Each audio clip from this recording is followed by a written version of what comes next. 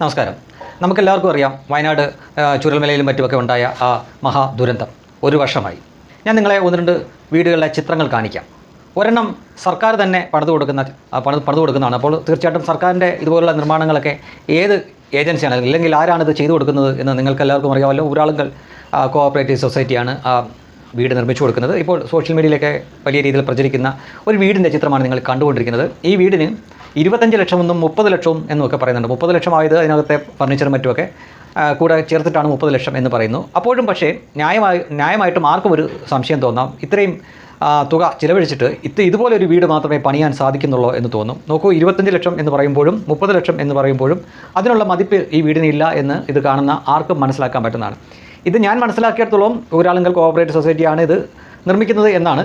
ഇനി അല്ല എങ്കിൽ അത് അവർ തന്നെ പറയണം, അവരല്ല നിർമ്മിക്കുന്നത്. എന്തായാലും ഈ ഒരു ചിത്രം ഇപ്പോൾ സോഷ്യൽ മീഡിയയിലൊക്കെ വലിയ രീതിയിൽ വൈറലാണ്. അതിൻ്റെ ഒപ്പം തന്നെ മറ്റൊരു ചിത്രം നോക്കുക. ഇത് അവിടെ തന്നെയുള്ള നീതൂസ് അക്കാദമി, അവരാണ് നിർമ്മിച്ചു കൊടുക്കുന്നത് ഈ വീട്. ഈ നീതൂസ് അക്കാദമി എന്ന് പറയുന്നത് വിദേശങ്ങളിലൊക്കെ പോകുന്നവർക്ക് വേണ്ടിയിട്ട് ഈ ഭാഷയും ലാംഗ്വേജും മറ്റുമൊക്കെ പഠിപ്പിക്കുന്ന അതുപോലുള്ള കാര്യങ്ങളൊക്കെ ചെയ്യുന്ന ഒരു അക്കാദമിയാണ്.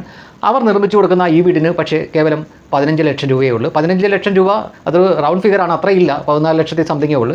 ഇത് നിർമ്മിച്ചത് ചൂരൽമലയിൽ തന്നെയുള്ള ഷാജിമോൻ എന്ന് പറഞ്ഞൊരു വ്യക്തിയാണ്. എൻ്റെ ഒരു സുഹൃത്തു കൂടിയാണ് അദ്ദേഹം. ഞാൻ അദ്ദേഹത്തിനെ ഇതിൻ്റെ എത്രയാണ് നിർമ്മാണ ചിലവെന്ന് അറിയാൻ വേണ്ടി അദ്ദേഹത്തിനെ ഫോൺ ചെയ്ത് ചോദിച്ചിരുന്നു. അപ്പോൾ അദ്ദേഹം അതിനെപ്പറ്റി പറയുന്നുണ്ട്. നിങ്ങളൊന്ന് കേട്ടു നോക്കാം. ഹലോ ഷായേട്ടാ, ഈ നീതൂസ് അക്കാദമി എന്ന് പറഞ്ഞ അവര് അവിടെ ചൂരൽമലയിൽ ഒരു വീട് പണിത് കൊടുക്കുന്നുണ്ടല്ലോ. അപ്പോൾ ഷായേട്ടൻ്റെ ഒരു പോസ്റ്റ് ഞാൻ കണ്ടായിരുന്നു, അതിന് 15 ലക്ഷമാണെന്ന്. അത് യഥാർത്ഥത്തിൽ എത്രയാണ് അതിന്റെ എസ്റ്റിമേറ്റ്? അത് 16,69,000 രൂപ. 15 ലക്ഷം ഞാൻ റൗണ്ട് ആക്കിയിട്ടതാണ്. 14 ലക്ഷത്തി 15 ലക്ഷം ആയിട്ടില്ല അല്ലേ? 15 ലക്ഷം ആയിട്ടില്ല. അത് നമ്മളുടെ പ്രജീഷ് ഉണ്ടല്ലോ, രക്ഷാപ്രവർത്തനത്തിൽ മരിച്ച ഓക്കെ പ്രജീഷ് എന്നുള്ള വീടായിരുന്നു. അത് നീതൂസ് അക്കാദമിയാണ് ചെയ്തത്. അതിന്റെ നിർമ്മാണ പ്രവർത്തനം നടത്തി ഞാനാണ്. എനിക്കായിരുന്നു കോൺട്രാക്ട്. ഒരു സ്ക്വയർ ഫീറ്റിന് 1,800 രൂപ വെച്ചാണ് ഞാൻ ചെയ്തു കൊടുത്തത്. ശരി, എത്ര സ്ക്വയർ ഫീറ്റ് ഉണ്ടോ വീട്? അത് 800, എനിക്ക് കൃത്യമായിട്ടില്ല, 800 സംതിങ് ഉണ്ടെന്നാണ് എന്റെ ഒരു ഓർമ്മ.